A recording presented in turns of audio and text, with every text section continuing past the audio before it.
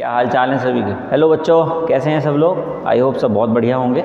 आज हम अपनी नई वीडियो के साथ में आपके सामने हैं। आज हम इस वीडियो को इस तरीके से लेंगे जिस तरीके से आप अपने एग्ज़ाम की तैयारी कर रहे हैं। आज हमारा जो टॉपिक है, शुरुआती टॉपिक हमारा रहेगा डेटा स्ट्रक्चर। जैसा कि आप सभी जानते हैं कि डेटा क्या होता है। डेटा क्या है, बहुत छोटी सी चीज़ है। आपने कोई नंबर लिख दिया 1 2 3, दैट इज़ डेटा। आपने कोई ABCD लिख दी, ये डेटा। आपने सिंगल कोड में लिखा तो भी डेटा, डबल इन्वर्टेड कॉमा में लिखा तो भी डेटा। ये सब क्या है, डेटा है। बात आती है डेटा को मैनेज कैसे करना है। भाई डेटा को मैनेज करने के लिए डेटा स्ट्रक्चर पढ़ाया जाता है। डेटा का फ्लो कैसे होगा, क्या काम करेगा, वो चीज़ें हम लोग यहाँ पर आपको बताने वाले हैं। आज बात करेंगे डेटा स्ट्रक्चर की। सबसे पहली और इम्पॉर्टेंट बात आप दिमाग में डाल लें कि data structure is not a programming language. क्या मतलब है, डेटा स्ट्रक्चर जो है वो प्रोग्रामिंग लैंग्वेज नहीं है। वो क्या है, एक काम करने का तरीका। कैसे आपको अपने प्रोग्राम को बनाना है, उस किस में बताया जाएगा, डेटा स्ट्रक्चर में। इसके अंदर हम क्या बनाते हैं, एल्गो। एल्गो का मतलब होता है काम को करने का तरीका। काम को करने से पहले हमें क्या रूपरेखा तैयार करनी है, उसको हम क्या कहते हैं, एल्गोरिथम कहते हैं। तो डेटा स्ट्रक्चर में क्या बनाते हैं, एल्गोरिथम बनाते हैं। अब समझते हैं जरा डेटा स्ट्रक्चर होता क्या है। डेटा स्ट्रक्चर को हम लोगों ने दो पार्ट में डिवाइड किया हुआ है। एक तो होता है हमारा प्रिमिटिव डेटा स्ट्रक्चर और दूसरा हमारा होता है नॉन प्रिमिटिव डेटा स्ट्रक्चर। बात करेंगे सबसे पहले आप प्रिमिटिव डेटा स्ट्रक्चर की। प्रिमिटिव डेटा स्ट्रक्चर कितने हैं, आप 1 2 3 4 नहीं, आप एक बात याद रखेंगे, all the data types are called primitive data structure. इसका मतलब है जितने भी आपके डेटा टाइप्स होंगे, integer, character, float, double, long double, string, सब क्या होंगे, प्रिमिटिव। ये जितने भी डेटा टाइप्स हैं वो सब प्रिमिटिव की कैटेगरी के अंदर आते हैं। इंटीजर की बात करते हैं, आपने कहा सर कोई हमारे पास में कोई ऐसा नंबर है, कंप्लीट वैल्यू है, तो वो हम इंटीजर में डाल देंगे, तो ये मेरा इंटीजर नंबर हुआ। मैंने कोई फ्लॉट वाली वैल्यू डाल दी तो ये मेरी फ्लॉट वैल्यू हो जाएगी। मैंने कहा सर कोई कैरेक्टर डालना है, सिंगल कैरेक्टर में मान लीजिए मैंने कोई कैरेक्टर डाल दिया। और पॉइंटर, जैसा कि आप जानते हैं, एस्टिक लगा के आप पॉइंटर का यूज़ कर लेते हैं यहाँ पर।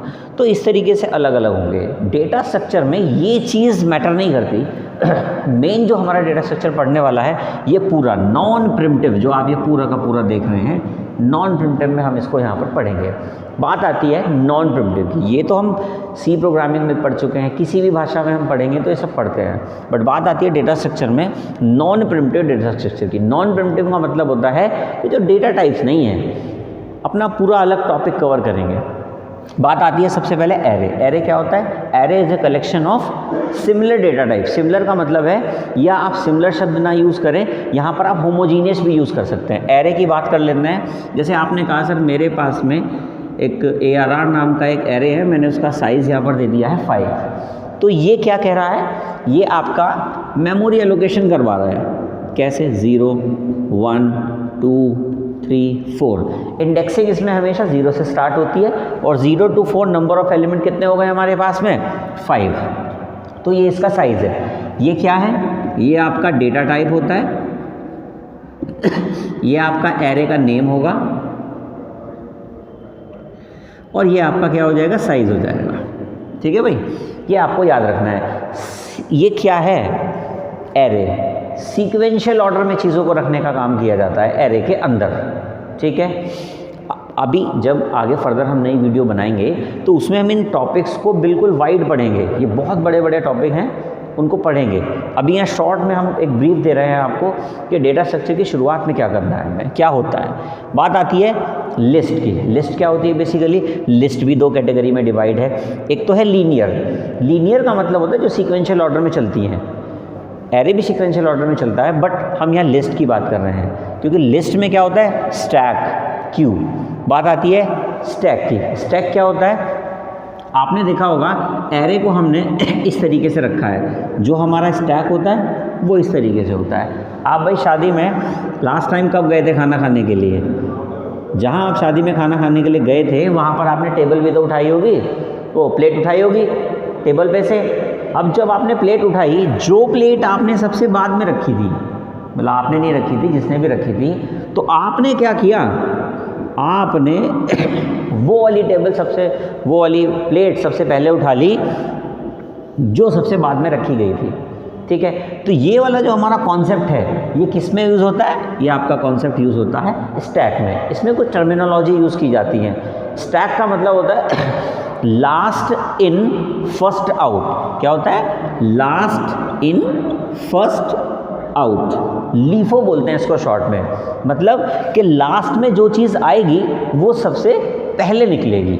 समझ में आ रही है बात? आगे चलते हैं। अब बात आती है हमारे पास में क्यू की। क्यू क्या होता है? क्यू का मतलब होता है लाइन। आपने बहुत सारी लाइनें देखी होंगी, जैसे कि आप टिकट खरीदने जाते हैं, ठीक है, मूवी का टिकट खरीदने आप गए तो आपको पता है कि आप वहाँ पर लाइन में लगेंगे। पहले जो लगा हुआ है पहले उसे टिकट मिलेगा, फिर उसके बाद फिर जो लास्ट में खड़ा है उसको टिकट मिलेगा। तो ये क्या कहलाता है? कॉन्सेप्ट क्यू का कॉन्सेप्ट कहलाता है। बस होता तो ऐसा ही एरे जैसा, बट एरे को हमने यहाँ दोनों साइड से बंद किया हुआ है। पर हम क्या कर रहे हैं यहाँ पर? हम यहाँ पर क्यू में दोनों साइड से ओपन रखते हैं। यहाँ से एलिमेंट बाहर जाएगा और आपका यहाँ से एलिमेंट इंसर्ट होगा। साइज़ कुछ भी हो सकता है, जो आपका डिपेंड करेगा साइज़। इसको हम क्या कह रहे हैं? क्यू कह रहे हैं। इसको क्या कह रहे हैं? एरे कह रहे हैं। और इस वाली शेप में जो था डेटा जब हम रख रहे थे उसे क्या कह रहे थे? स्टैक कह रहे थे। यानी बताया ना, लीनियर, यानी कि सीक्वेंस फिक्स होगा। ऐसा नहीं है कि आपने एक एलिमेंट यहाँ डाल दिया, एक एलिमेंट यहाँ डाल दिया, दूसरा एलिमेंट आया इसकी जगह आके बैठ गया। नहीं, वो यहीं बैठेगा आकर। इसके कुछ रूल्स हैं, वो हमें यहाँ पर फॉलो करके चलने पड़ेंगे। बात आती है नॉन लीनियर की। देखिए सीधी सी बात है, शब्द से आपको पता चल रहा है कि नॉन लीनियर, इसका मतलब है सीक्वेंस तो होगा ही नहीं। क्या नहीं होगा? सीक्वेंस नहीं होगा आपके पास में। अब बात आती है ग्राफ। अब अगर मैं आपसे बात करूं, अगर मैं पूरा बोर्ड साफ करके और ये एक ऐसे डॉट लगा दूं, किसकी बात कर रहा हूं मैं? इस डॉट की बात कर रहा हूं। अब आप कहेंगे सर ये क्या है? ये एक डॉट नहीं, ये डॉट नहीं है, ये ग्राफ की भाषा में अगर हम बात करें ये है नॉन एडजेक्टिव ग्राफ। क्या है ये? नॉन एडजेक्टिव ग्राफ है। अगर इंडिविजुअल कोई पॉइंट होता है तो उसको ये बोलते हैं। ग्राफ के चैप्टर में जब हम पढ़ेंगे तो आगे हम ग्राफ पढ़ेंगे। ग्राफ की थोड़ा सा बात कर लेते हैं। देखिए ग्राफ हमारा कैसा होता है? हर चीज़ एज और वर्टेक्स से मिलके बनी होती है। ये क्या है? ये हमारा ग्राफ है। ये भी ग्राफ है, ये भी ग्राफ है, ये भी हमारा ग्राफ है। इसमें वर्टेक्स और एज होती है। इसके बेसिस पर हम इसकी थ्योरम वगैरह पढ़ते हैं।